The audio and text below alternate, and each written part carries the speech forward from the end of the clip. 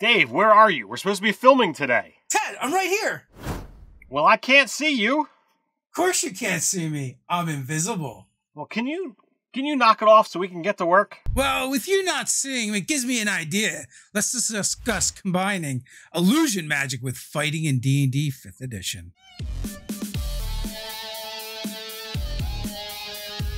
Welcome to Nerdarchy. For nerds, by nerds. I'm Nerdarchist Dave, and as usual, I'm hanging out with this nerd. Nerdarchist Ted. Those D&D videos are no illusion, but you have to click that subscribe button to keep them in your feed. And if you want those Nerdarchy videos visible, you have to hit that notification bell so you don't miss a single one. Hey, just a reminder, remember, we drop new Nerdarchy videos every Monday, Wednesday, and Friday. So even if they don't show up in your feed, just head over to the Nerdarchy YouTube channel and you can find the new content that we post regularly. Before we jump into today's video, I just want to take a moment to thank our sponsor, Nord Games. They have a Kickstarter up right now that you should go check out, Dangerous Destinations. Essentially, there's going to be a maximum of 72 destinations of all the stretch goals get unlocked. And what it is, you're just going to have locations that you can use and drop right in your game for 12 different environments, 6 different danger types. You can mix and match. It's going to give you variety. You're never going to run out of places to drop in your campaign. You're not going to get bored. Or if you are stuck and you're like, oh, my players did a thing, I wasn't expecting it, you can open up this book, grab a destination, boom, drop it in, instant adventure. Nord Games have been putting out quality gaming books for quite some time. We've got a number on our gaming shelf that I enjoy using, so you got to check this out and see if it's going to fit for you and your gaming style. Check out the link in the description below.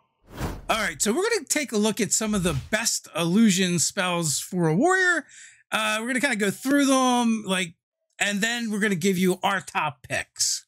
All right, so there are 16 illusion spells that you could kind of mix it up, with some actual, melee combat. So that's kind of what we're looking at. There's only really one for first level, and that's going to be color spray. It's got some advantages, some disadvantages. You're going to get 6 for second level: blur, invisibility, mirror image, Phantasmal Force, Shadow Blade, and Silence. Third level is another one where we only get 1, and it's fear. Fourth level, we wind up with two of them. We've got Greater Invisibility and Phantasmal Killer. 5th level is another kind of slow level for us with Mislead. 6th lets us get Mental Prison. 7th level, we're going to get Mirage Arcane. And Simulacrum. Can't miss that one. No, absolutely not. That's definitely a favorite. It's come up often in our games. 8th level is Illusory Dragon. And 9th, well, how could you top being weird? So there's a lot of these are actually great for mixing and matching into combat for your warrior types, your fighters, Conquest Paladin, especially because there's definitely a lot of things that do fear effects. And, there's a lot of crossover with, causing fear and the Paladin of Conquest. So that one might be a little bit harder because those better abilities for that Paladin tend to be at higher levels, even the earliest level being 7th to really start capitalizing and taking advantage. But you know what? You could also probably, get a party member to help you out a little bit. So with this concept, we're really looking at things that are going to mix, the martial character with these spells. So for most of the high level spells, by the time you start getting into, those abilities, you are definitively more a caster than a martial character. So we're really going to be focusing this video on, those low-level abilities. And, you can mix that up, getting access via Arcane Trickster, via Sorcerer, via Wizard, to get access to these, fun spells and abilities, and mixing that with, as Dave says, your Ranger, your Paladin, or your Fighter. And the truth of the matter is, it's not just that, we want to, stay feasible as and applicable as a warrior type, but honestly, the better spells for the warrior type just so happen to be of the lower level, and they're going to be greatly aiding them. So we went with the top 3 picks. What's the first one, Ted? All right, so we're going to do a 3-2-1 count. So our number 3 spell is going to be Blur. This is a non-concentration spell, which is absolutely fabulous for our martial archetype. So Blur is, a second level spell, casting time of an action, range is self, it's verbal component, which is great. You don't need anything in your hands. It's concentration up to a minute. It's illusion, as you would expect. Your body becomes blurred, shifting, wavering to all who can see you. For the duration, any creature has disadvantage on attack rolls against you. An attacker is immune to this effect if it doesn't rely on sight, as with blind sight, or can see through illusion, as with true sight. So, getting disadvantage to attack a tanky character is always awesome.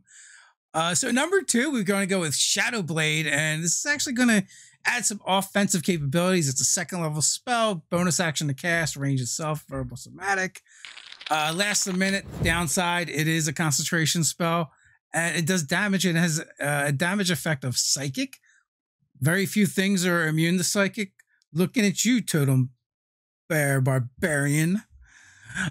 So you weave together threads of shadow to create a sword of solidified gloom in your hand. This magic sword lasts till the spell ends. It counts as a simple melee weapon with which you are proficient.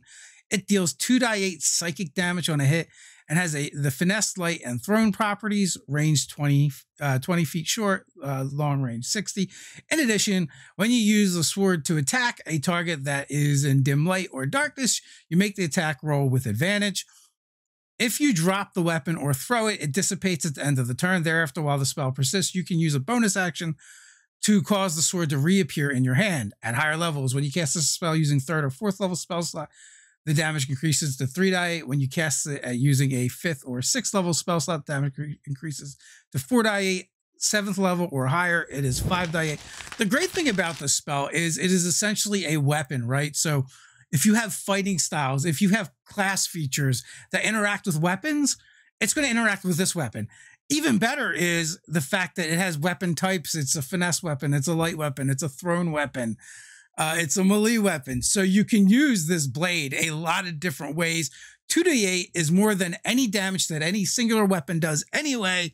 So using the Shadow Blade is generally going to be an upgrade.